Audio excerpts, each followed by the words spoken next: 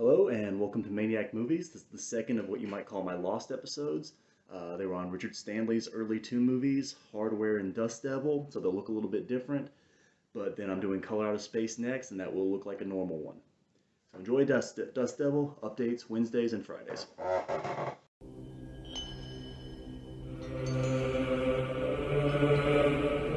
Back in the first times, in the time of the red light, desert wind, Suupua, was a man like us, until, by mischance, he grew wings and flew like a bird. Dust Devil, Richard Stanley's second movie. Now, Richard Stanley is the South African filmmaker that recently had a bit of a career resurgence because of Color Out of Space, a movie that's already becoming a cult film. It starred Nicolas Cage. It was adapted from an H.P. Lovecraft story, and it did very well for an independent horror flick. And Richard Stanley's had a weird career. He made two movies in the early 90s, got fired from a third movie, The Island of Dr. Moreau.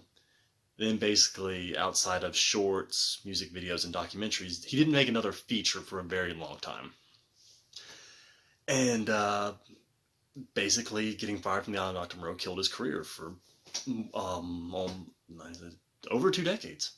So yeah, it's unfortunate because the guy is talented. He's weird, he's interesting, he's different, but he is talented. And his movies are, all three of them, are all very interesting. They're all very unique.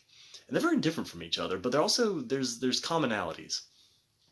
So Hardware was his first feature, and that was a really cool, very bare bones, but very cool sci-fi horror mashup with a lot of interesting world building that kind of elevated the basic story of a robot goes crazy in a girl's apartment and tries to kill her. Dust Devil is a hard movie to describe in a single sentence. Dust Devil is one of the most ambitious movies, easily one of the most ambitious horror movies of the 1990s from a storytelling perspective.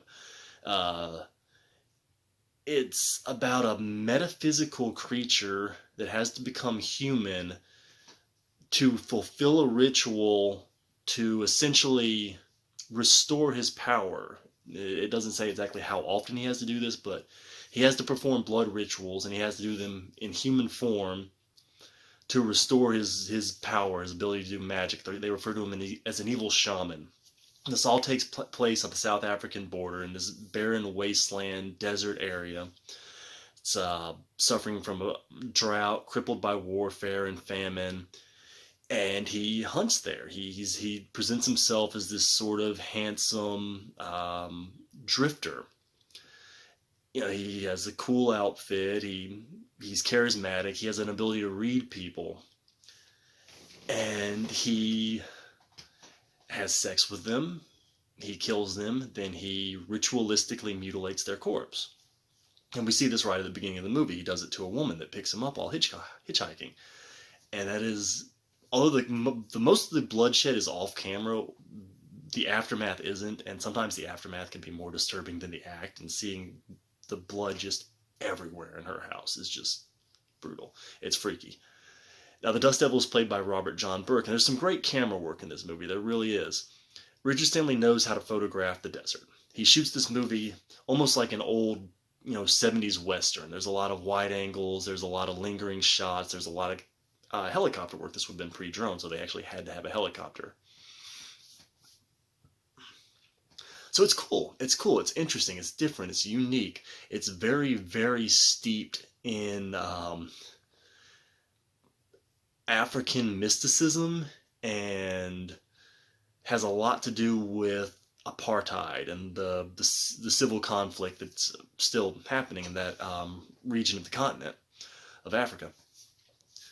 So it's a movie that you could essentially just call a creature feature, but there's a lot going on here, and it's trying to talk about a lot, to work a lot into the narrative. It's arguably working too much into the narrative. And for a movie with so many ideas and so much happening, it's still weirdly slow. This is a slow movie. Now, the preferred cut of this movie is 1 hour and 48 minutes. But there's a very shortened version that's only about 85 minutes. And this was a Miramax film, meaning the Weinsteins were involved. They also released Richard Stanley's first film, Hardware. And apparently relations were already a little strained between the writer-director and the Weinstein brothers, because supposedly Richard Stanley essentially cock-blocked Harvey Weinstein when he tried to seduce the lead actress from Hardware. So Harvey Weinstein was mad at him. But that's not necessarily why the Weinsteins cut his movies so much without his involvement, although it might be. It's hard to say. Because they didn't just cut it, they ineptly cut it. He was not involved in the shortening of the film. Essentially, the Weinsteins wanted a serial killer movie. Silence of the Lambs had just been a big hit when this movie was gearing up for production, and they wanted something like that. They wanted a movie about a psychopath. So what they did was they cut the supernatural out of the movie, which is weird. And they cut one of the three lead characters. Now, this is a movie that essentially has three lead characters. The Dust Devil, the female lead, who was played by Chelsea Field, and the cop that's after him. And the cop, basically, they reduced him to a minor role in the shortened version. I saw the shortened version when it came out. I don't remember it very well, but one thing I do remember is that it wasn't cropped properly. So the boom mic is in a lot of the movie, because the boom mic is hovering above the actors, and the aspect ratio determines where the screen cuts off. So you can be super letterbox, you can be full frame, but they did it super full frame and kept including the boom mic. So it did give the impression that either they had absolutely no faith in this movie and just didn't care what happened with it, or they actively sabotaged it. And given that this was a relatively low budget, and the Weinsteins were known for sabotaging movies out of spite, I mean, that was something they did, it's possible they just sabotaged this movie. It's hard to say, because this movie never really had much of a chance from a commercial standpoint. It's an art film. This is an art film as much as it is a horror flick. And it's very interesting, but it is slow. Even at 85 minutes, just the way it's paced out, it's going to be slow no matter what. This is a lot of long, lingering takes. This is a lot of slow, solemn discussions. It's just a slow-paced movie. So, what you have is these three lead characters on a collision course, effectively. You could argue four, if you want to count her husband. And the Dust Devil is doing his ritual killings to restore his power all across the this desolate stretch of desert where he presumably won't be noticed. But in a voiceover from a minor character, we learn, which kind of just fills us in with the rules. This minor character who is a crazy old hermit that used to run a movie theater in the middle of the desert called the North Star, which I assume is maybe a biblical reference, but I'm not sure. He explains to us what the Dust Devil is, this shaman, basically everything I already said. And he has this running voiceover that it would have worked better if they had incorporated a lot of that into the movie. In a lot of film courses, what they'll teach you is a voiceover as a crutch for bad writing. Now, I'm not calling this bad writing, but I am saying this script could have been developed a little bit better. It's not that it needed a tighter edit, it's that it needed another pass on the script. You need these characters you need the movie to flow better. No matter what, this movie's not going to flow well. So, the cop is investigating the first murder, and he's kind of looking into black magic because he becomes aware of it's very clearly a ritualistic murder. So he's kind of investigating it from that end, and he's this sad guy. His town is kind of dying. It's very racially segregated. He's a black cop, so he's not getting a lot of respect from his white co-workers, one of whom is William Hootkins. William Hootkins was also in Richard Stanley's first movie, Hardware, as the fat perv with herpes all over his face. You would not recognize him in this movie. He's actually kind of depicted as this stalwart, decent, dignified boss who's he's the only person who shows, our male lead, essentially, our hero, any respect. And the hero cop is torn up because his son died in a war and his wife left him because she seemed to blame him for the son enlisting in the first place. And then Chelsea Field's character, now the only thing I've seen her, the black cop is played by an actor that I saw in Waterworld, that Kevin Costner post-apocalyptic thing, but I haven't really seen him in anything else. He's probably been in a ton of stuff, but not that I saw. And Chelsea Field is an actress I really only know from The Last Boy Scout. She played Bruce Willis's cheating wife in that movie. And in this movie, ironically enough, she is also a cheating wife. She leaves her husband at the beginning of the movie. It's implied that she was this kind of wild child that married a very basic dude and settled into suburban life and quickly realized she hated it. And so she just up and one day leaves him with very minimal explanation. And he's really torn up about this and decides to take off after her. And then the Dust Devil. Now, she, played by Robert John Burke. Now, Robert John Burke is best known for really 2 movies. RoboCop 3, he took over the role of the title character of RoboCop from Peter Weller, because Peter Weller wanted to go do David Cronenberg's Naked Lunch, which is kind of a wash for him career-wise, because he backed out of one movie that bombed at the box office to do another movie that bombed at the box office. So either way, he was going to hurt his career. It was just a matter of which one. But Robert John Burke, who looks and sounds quite a bit like Peter Weller, except that he has dark hair instead of blonde hair. And so he did RoboCop 3, and then he did, a couple years after that, Thinner, a Stephen King adaptation from Tom Hollander. Tom H. something. The dude who directed Child's Play and Fright Night. And Thinner is actually a pretty decent Stephen King adaptation. It is. It's just a movie that fell through the cracks because the studio that made it went bankrupt almost immediately after making it. So it didn't get much of a release. For a long time, the only DVD release was this really god-awful quality. It finally got a decent disc release. I bought it. But those are kind of and he's very good in that movie. He's I don't remember RoboCop 3 very well, but he was good in Thinner. And ever since then, he's been that guy actor. He does a ton of TV. He's been in a bunch of episodes of Law & Order, and he's played many different characters on Law & Order, too, which is always sort of funny when shows run so long, they just start reusing actors. Because no one's going to remember the guy from episode 98 is also the guy in episode 138 is also the guy in episode 221. But the Dust Devil is a very interesting antagonist. It's a cool creature. Now, it doesn't over-explain what the Dust Devil is. And I almost wish that we knew a little bit more about where it came from.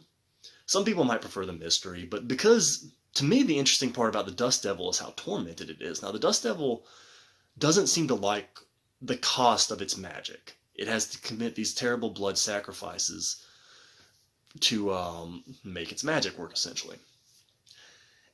And he doesn't like being a man either. He feels very limited in being a man.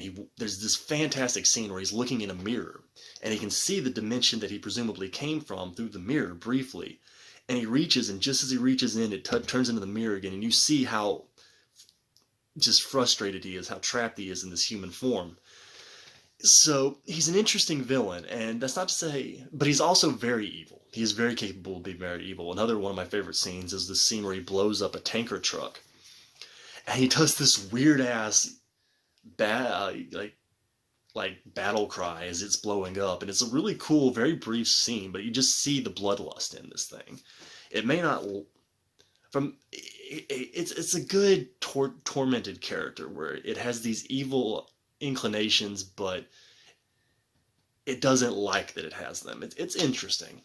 The acting is solid across the board. Robert John Burke plays this role very weird. He's kind of an aloof heartthrob. Like, you could almost probably edit this movie into a stalker movie, because he's always kind of hovering around Chelsea Field, and he's kind of doing the seductive, mysterious stranger act. He's got the duster and the hat, these goggles, and he looks like a cowboy badass. And you easily can see how this guy could seduce people. It's implied that he seduces men as well, although it's not on camera. But he does cut a guy's dick off, and considering he definitely has sex with the women he kills, he presumably has sex with the men too. It doesn't say. And also the type of people he kills, he prefers lost, unhappy kind of souls. And that actually is sort of why the cop is gravitating towards him. It's almost a passive act of suicide. It seems like the cop kind of knows that this is basically a 50-50 shot whether he dies. And this is a man who has nothing left. His job is even presumably going to be downsized pretty soon because his boss is leaving town and no one else likes him. So, he has no family. He's middle-aged. He's in this dusty little town in this really remote, terrible place where he probably has no money, no savings anyway, not enough to like just up and go to a city. And he doesn't seem like he even necessarily has the will to do that, to make that kind of change in his life anymore. So all these characters are interesting, and the husband, who's just this kind of pathetic loser, just this lovesick, sad sack, fussy guy. So I mean, you could argue there are four main characters instead of just three. But the one I want to spend the most time with is the Dust Devil, and the movie's sort of careful not to let us spend too much time with him, which is arguably smart, but I still would have liked at least a little bit more with him. So as far as the pacing, like I said, the thing is just kind of slow. And because it's kind of slow, it's going to turn off a lot of viewers. You have to be very patient to watch this movie. This isn't even what I'd call slow burn, because it never really picks up that much. I mean, there are a few intense sequences in it.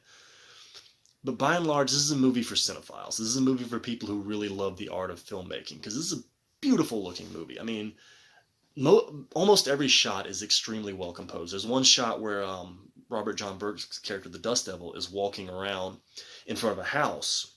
And the house has all these hunting trophies, these giant, what look like antelope horns, those really long curved horns. And he stops and pauses right in front of one, and it looks like he has these giant long horns coming. It's a really cool shot. And there are a lot of shots in this movie that are just beautiful to look at. But it's kind of dull. And because it's kind of dull in places, this is a movie you passively recommend. You tell people that, okay, it's a cool, interesting, great-looking movie, but it's slow. And whenever I hear that, I have to really think about whether or not I want to watch a movie. Because I remember Tinker Tailor Soldier Spy, that thing that Gary Oldman got the Oscar nomination from maybe 5-7 years ago. It was a spy movie. And everyone who saw it told me, okay, it's really good, but it's really slow. And I'm just kind of like, I don't really like spy movies anyway. And I never got around to seeing it. But I like horror movies, and I like serial killer movies, which is kind of a creature feature. You go either way. It has a great tagline. The tagline is, he's not a serial killer, he's worse, which is a great way of describing this movie. So, because I like this kind of movie, I can roll with it. There are a couple things in the movie that don't work. There's one bit where a guy's head explodes that's just kind of silly. There's that's actually maybe the only thing that really legitimately doesn't work. Aside from that, like I said, the voiceover could have been handled better. So those are sort of the only two things, aside from the pacing. So yeah, I liked Hardware a lot more than this. I like Color Out of Space a lot more than this. This is more of a completist type movie. Although if you like art films and you like horror movies, it's rare those two genres really mix. Those aren't two things that often go together. So if you like art films and you like horror movies, this actually is a must-see, because you don't get many of them, and it is a good example of that. But yeah, of the three edits, there's the director's preferred version, the theatrical cut, which is like 85 minutes, and a work print that's very long. Yeah, I'd just go with the 100, the director's preferred cut. It's the one to go with. I've actually kind of gotten a little tired of director's cuts lately, because I can't help but notice more and more that director's cuts tend to include footage that doesn't need to be in the movie and doesn't really add all that much. So I'm getting a little off director's cuts, but in certain instances where studios really just meddled with a movie, and it's not just a question of tightening up runtime, but it is really just changing the body of the film, which is what happened with Dust Devil. So yeah, watch the director's cut. I actually have the special edition, and I noticed that I think it has more discs than any other movie I own, because it's like 5 discs in this thing. But yeah, Richard Stanley's second movie. Got fired from his third, then did Color Out of Space. So I guess I'll be doing Color Out of Space next. I don't know that I'm gonna do Island of Dr. Moreau, considering he got fired from it. Does anyone talk about Island of Dr. Moreau? I don't know. Maybe it's worth doing. I'll think about it.